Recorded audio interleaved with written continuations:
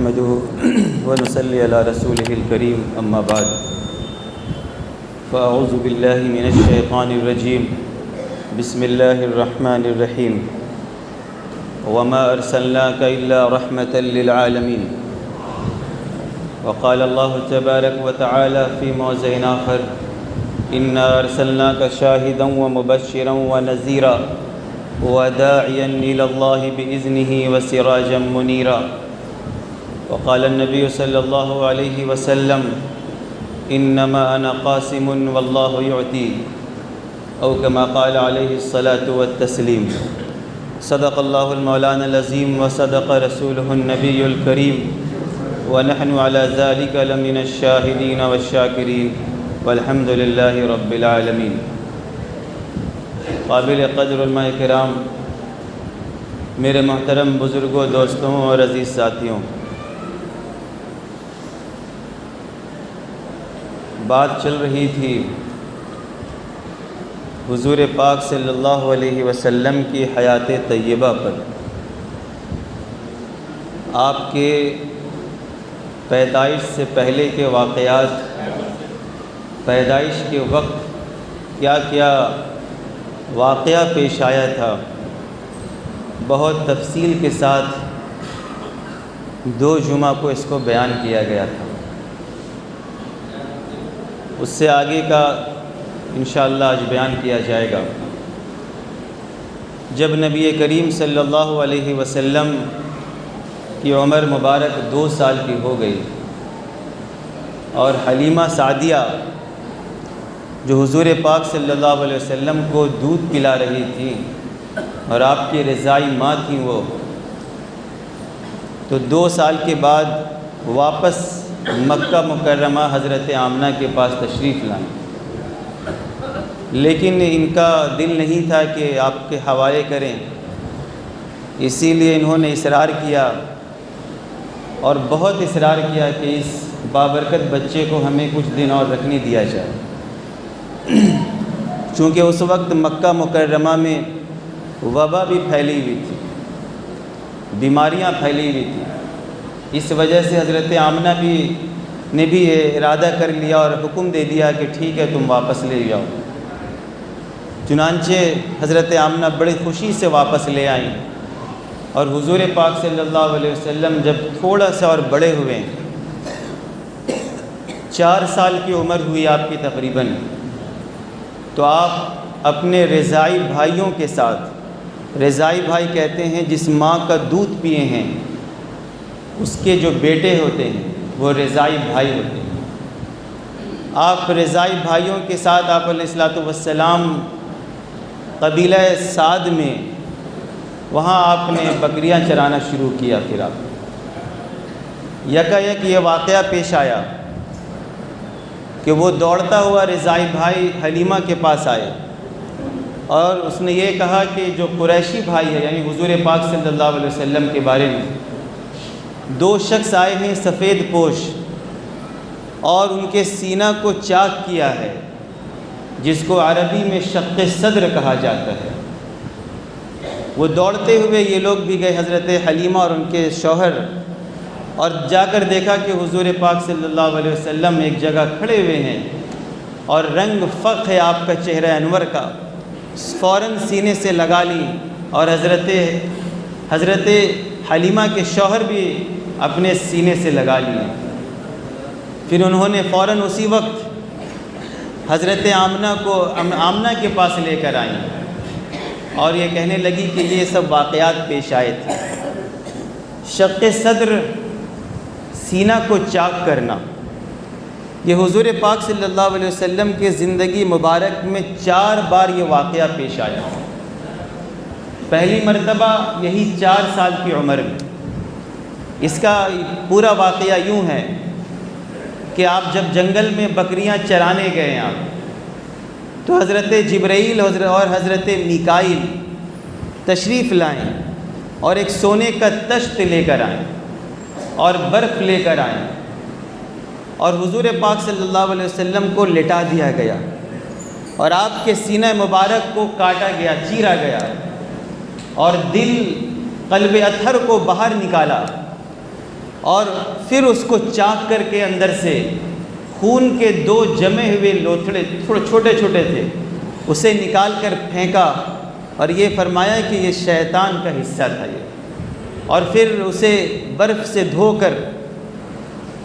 آپ علیہ الصلوۃ والسلام کے قلب مبارک کو پھر اسی جگہ رکھ دیا گیا اور پھر سی دیا گیا۔ یہ اسے کہتے ہیں شق صدر کا واقعہ۔ یہ پہلی مرتبہ جب آپ حضرت حلیمہ کے پاس تھے 4 سال کی عمر میں یہ واقعہ پیش آیا۔ دوسری مرتبہ 10 سال کی عمر میں یہ واقعہ پیش آیا۔ تیسری مرتبہ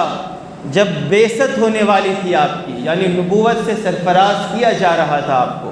اس وقت شق صدر کا واقعہ پیش آیا۔ اور چوتھی مرتبہ جب آپ معراج میں تشریف لے جا رہے تھے نبوت کے بعد، جہاں پر آپ کو نماز ملی تھی معراج کے موقع پر، اس وقت آپ علیہ الصلوۃ والسلام کے سینہ مبارک کو چاک کیا گیا تھا اور شق کیا گیا تھا آپ کو۔ حضور پاک صلی اللہ علیہ وسلم کی جب عمر 4 سال ہوئی تو آپ اپنی والدہ کے پاس رہنے لگے۔ 2 سال رہے، 6 سال کی عمر میں آپ اپنی والدہ حضرت آمنہ کے ساتھ ان کے میکے مدینہ منورہ میں تشریف لے گئیں، چونکہ قبیلہ زہرہ وہیں آباد تھی اور ان کا میکے وہیں تھی، وہیں تشریف لے گئے اپنی والدہ کے ساتھ، اور آپ کے ساتھ آپ کی خادمہ حضرت ام ایمن بھی تھی۔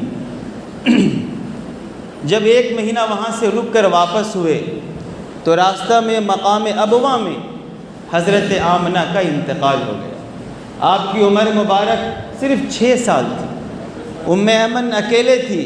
انہوں نے وہاں پر زمین کو کھودا، قبر کھودا اور اکیلے ہی ان کو وہاں پر تدفین کر دیا ہوا، اور لا کر حضور پاک صلی اللہ علیہ وسلم کو دادا عبد المطلب کے سپرد کیا۔ آپ علیہ الصلوۃ والسلام کو دیکھتے تھے دادا عبد المطلب تو بڑے مسرور اور خوش ہوتے تھے۔ ان کا ایک فرش اور ایک بچھونا بچھایا جاتا تھا خانہ کعبہ سے لگ کر سایہ میں، کہ اس فرش پر کسی کی ہمت نہیں ہوتی تھی، حتیٰ کہ ان کے بیٹوں کی بھی ہمت نہیں ہوتی تھی کہ اس فرش پر آ کر بیٹھے، چونکہ بڑے جاہ و جلال والے بھی تھے اور بڑے روب والے تھے، دبدبہ تھا ان کا دبدبہ تھا۔ چنانچہ لیکن حضور پاک صلی اللہ علیہ وسلم جب آتے تو آپ خود ہی مسند پر تشریف فرما ہوتے، لوگ ہٹاتے بھی تو حضرت عبد المطلب کہتے ہیں کہ چھوڑ دو اس بچے کو، اس بچے کی شان ہی کچھ الگ ہی ہوگی، کچھ نرالی ہوگی اس کی۔ چنانچہ 2 سال آپ دادا عبد المطلب کی تربیت میں رہے، اور 8 سال کی عمر میں دادا عبد المطلب کا بھی وصال ہو گیا، اور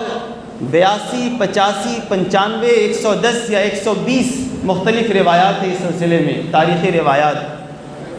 حضرت عبد المطلب کا انتقال ہو گیا۔ اخیر وقت میں آپ نے اپنے بیٹے ابو طالب سے،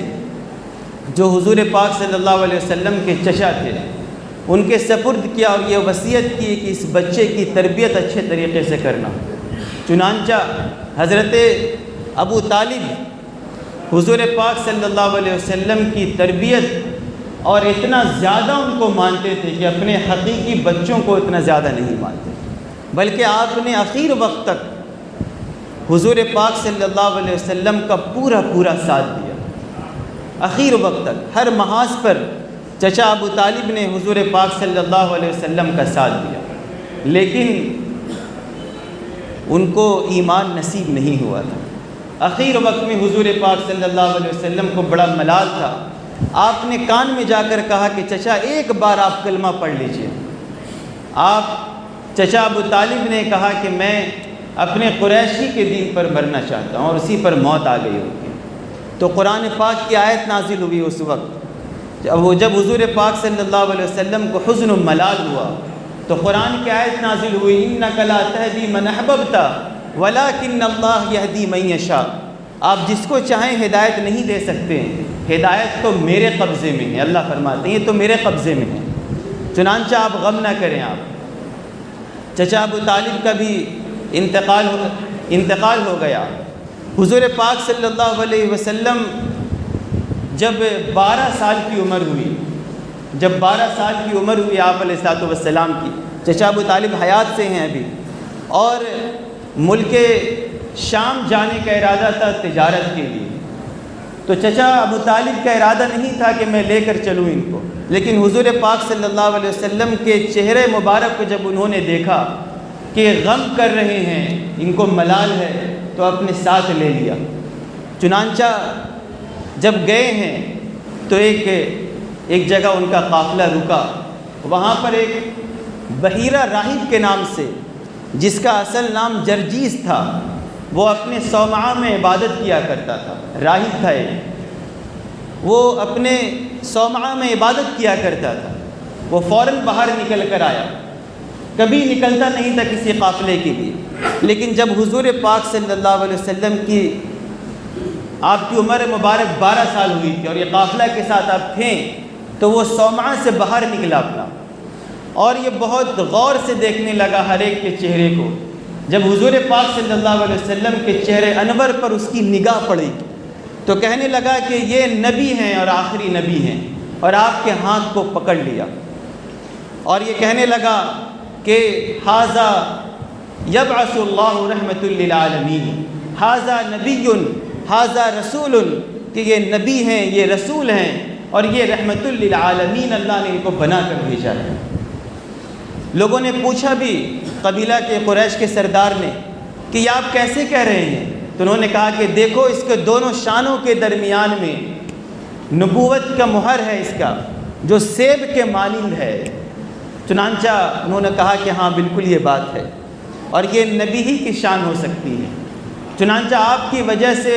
پورے قافلہ کے اس نے دعوت کیا اور سارے لوگ جمع ہو گئے کھانے میں، لیکن حضور پاک صلی اللہ علیہ وسلم اونٹ چرانے کہیں گئے ہوئے تھے۔ اس نے کہا کہ ارے اسی کی وجہ سے تو میں نے تمہاری دعوت کی ہے، ان کو تو بلا کر لاؤ۔ جب حضور پاک صلی اللہ علیہ وسلم تشریف لائے ہیں تو قریش اور یہ جو مکہ والے تھے، یہ سارے کے سارے درختوں کے سائے میں ان لوگوں نے جگہ لے لیا تھا۔ حضور صلی اللہ علیہ وسلم کے لیے کوئی جگہ نہیں تھی جس میں آپ بیٹھ سکے، جہاں سایہ ہو، اور جب آپ تشریف لا رہے تھے تو دھوپ تھا اس وقت، تو آپ علیہ الصلوۃ والسلام کے اوپر ایک ابر، ایک بادل سایہ کیا ہوا تھا۔ جب آپ تشریف لائے ہیں تو کہیں آپ کو جگہ نہیں ملی تھی، تو جو ہی آپ ایک جگہ پر بیٹھے ہیں اسی وقت ایک درخت آپ کی طرف جھک گیا اور سایہ کیا آپ علیہ الصلوۃ والسلام پر۔ تو کہا اس نے کہ دیکھو یہ نبی کی ہی شان ہو سکتی ہے کہ جس کو درخت جو ہے اس کے اوپر سایہ کر رہے ہیں۔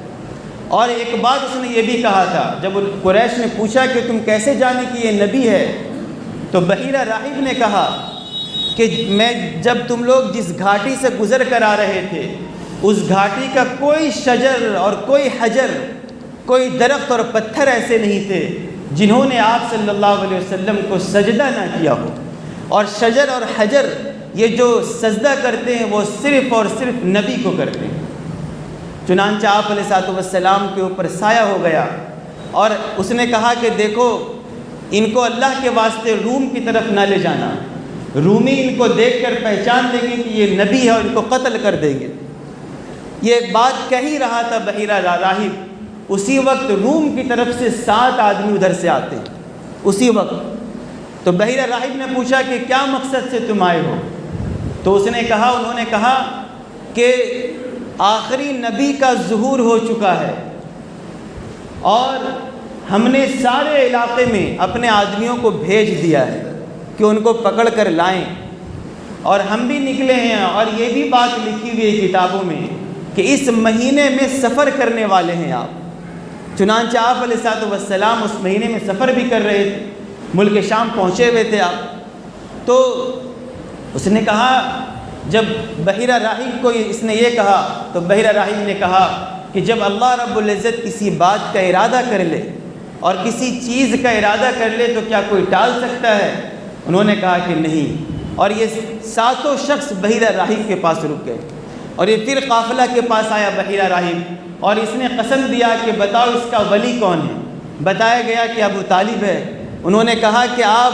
ان کو مکہ مکرمہ واپس بھیج دیجیے، ورنہ اس کو رومی ان کو قتل کر دیں گے، چونکہ نبوت کی ساری علامتیں ان کے اندر ہیں۔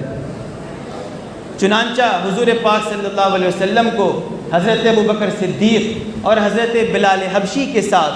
انہوں نے ان کو وہاں سے واپس کر دیا۔ جب آپ علیہ الصلوۃ والسلام بڑے ہوئے اور آپ کی جوانی جب بڑھی اور آپ کی عمر مبارک 25 سال ہوئی، اور 25 سال جب عمر ہوئی تو پورے مکے میں آپ کا ڈنکا بج رہا تھا۔ آپ کی سخاوت اور آپ کی لوگوں کے ساتھ ہمدردی، مہمان نوازی اور آپ کی امانت داری اور آپ کی سچائی، یہ بہت سر چڑھ کر بول رہا تھا۔ اسی وجہ سے آپ علیہ الصلوۃ والسلام کا لقب صادق اور امین کہا۔ لوگ آپ کو صادق اور امین کہتے تھے کہ آپ سچے ہیں، آپ امانت دار ہیں۔ حضرت عبداللہ ابن ابی حمزہ کہتے ہیں کہ میں نے حضور پاک صلی اللہ علیہ وسلم سے نبوت سے پہلے ایک معاہدہ کیا تھا ان سے، اور میں نے کہا کہ آپ یہاں پر ٹھہریے، میں کچھ مال لے کر آتا ہوں، واپس مال لے کر آتا ہوں، آپ کو دیتا ہوں۔ حضور پاک صلی اللہ علیہ وسلم وہیں پر ٹھہرے رہے اور یہ گھر جا کر بھول گئے۔ 3 دن کے بعد یاد آئی ان کو کہ میں نے محمد سے وعدہ کیا تھا۔ یہ دوڑے دوڑے وہاں پر گئے ہیں، دیکھا کہ محمد صلی اللہ علیہ وسلم وہیں پر موجود ہے۔ آپ نے ڈانٹ ڈپٹ نہیں فرمایا، آپ نے صرف اتنا فرمایا کہ تم نے مجھے بہت زحمت دیا تھا۔ انہوں نے معافی تلافی بھی کیا۔ بہرحال یہ حضور پاک صلی اللہ علیہ وسلم کی آپ کی جوانی اور آپ کا چرچا بہت زیادہ ہوا۔ قریش اپنا قافلہ روانہ کرتے تھے ملک شام کی طرف تجارت کرنے کے لیے، اس میں حضرت خدیجۃ الکبریٰ رضی اللہ تعالی عنہ وہ بھی بڑی مالدار تھی، ان کا بھی نسب بہت اعلیٰ نسب تھا، اعلیٰ نسب تھا ان کا۔ انہوں نے حضور پاک صلی اللہ علیہ وسلم کو پیغام دیا کہ آپ تجارت کا مال میرا لے کر جائیں۔ اتنی مالدار تھی حضرت خدیجہ کہ پورا قریش کا ملا کر جتنا مال ہوتا تھا اتنا اکیلے حضرت خدیجۃ الکبریٰ کا مال ہوتا تھا، اتنی زیادہ مالدار تھی۔ انہوں نے حضور پاک صلی اللہ علیہ وسلم کو آفر دیا کہ آپ جائیں مال تجارت لے کر ملک شام، میں المضاف میں آپ کو بڑھا کر دوں گی، دگنا دوں گی آپ کو اس کا نفع کا۔ چنانچہ آپ علیہ الصلوۃ والسلام اپنے چچا سے مشورہ کر کے ایک میسرہ غلام تھا خدیجۃ الکبریٰ کا، ان کے ساتھ ہو گئے۔ جب آپ علیہ الصلوۃ والسلام ایک جگہ رکے ہیں اور ایک درخت کے نیچے بیٹھے آپ، تو ایک بحیرہ تھا، ایک تھا راہب جس کا نام نستورہ تھا، وہ فوراً اپنے صومعہ سے نکلا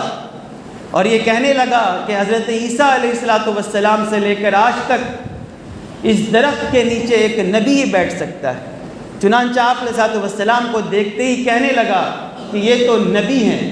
اور آپ کے آنکھ مبارک میں دیکھا کہ ایک سرخ لائن لکیر ہے۔ آپ میسرہ سے پوچھا کہ یہ لکیر کیسی ہے؟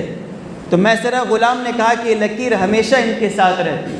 تو وہ چیخ اٹھا، ہوا وہو نبی آخر الانبیاء، کہ یہ تو نبی ہیں اور آخری نبی ہیں یہ۔ آپ علیہ الصلوۃ والسلام وہاں پر ایک آدمی سے